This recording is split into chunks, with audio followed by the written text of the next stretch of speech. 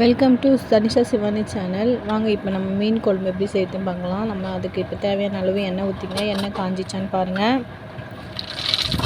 இப்போ அதில் நம்ம கடுகு 1 ஸ்பூன், அரை ஸ்பூன் முழுத்தம்பருப்பு, 1 ஸ்பூன் வெந்தயம் சேர்த்து நல்லா வதக்கிக்குங்க.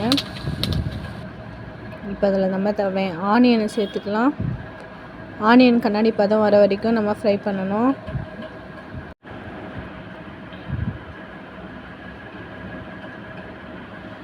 கூடவே நம்ம கருவேப்பிலையும் கூடயே சேர்த்து விதைக்கலாம். பூண்டு தேவைன்னா நீங்கள் பூண்டு யூஸ் பண்ணிக்கிங்க. 4லேருந்து 5 பல் சேர்த்துட்டு நம்ம இப்போ தக்காளியும் சேர்த்து நல்லா வெங்காயம் தக்காளி நல்லா ஃப்ரை ஆகிறதுக்காக நம்ம உப்பு சேர்க்குறோம். உப்பு சேர்த்து நல்லா ஃப்ரை பண்ணிடலாம். கொஞ்சம் தேவைன்னா ஒரு ஸ்பூன் இஞ்சி பூண்டு பேஸ்ட்டு போட்டுக்குங்க.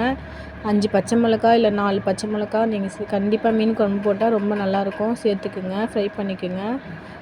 1 ஸ்பூன் மஞ்சத்தூள், 5 ஸ்பூன் நம்ம வீட்டில் அரைச்ச மிளகாத்தூள் சேர்த்துக்குங்க. 4 நெல்லிக்காய் சைஸ் அளவு புளி எடுத்து கரைச்சி அதையும் நம்ம சேர்த்துக்கலாம்.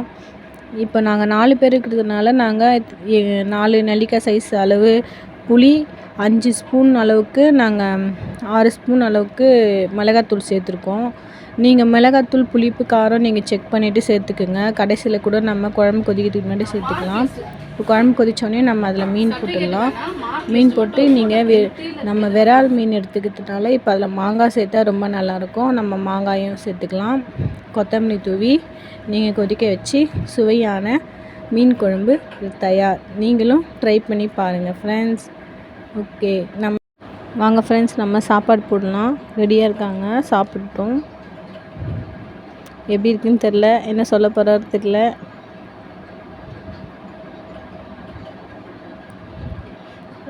நல்லா இருக்கான். நீங்களும் ட்ரை பண்ணி பாருங்கள் ஃப்ரெண்ட்ஸ்.